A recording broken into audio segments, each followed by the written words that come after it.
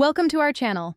If you want to activate the Roku channel on Android TV using Chromecast, follow these step-by-step instructions for seamless streaming. Step 1.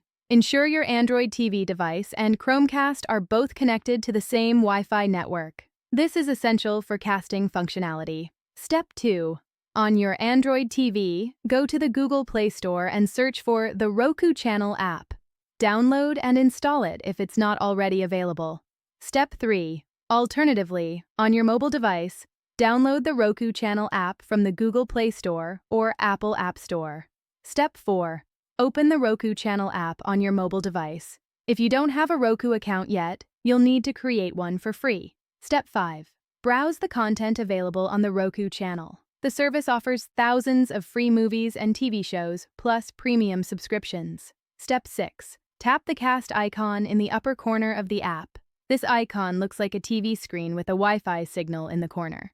Step 7. Select your Android TV or Chromecast device from the list of available devices. The connection should establish within a few seconds. Step 8. Choose the content you want to watch on your mobile device.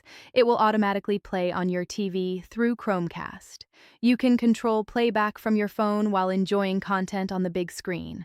Don't forget to like this video and subscribe to our channel.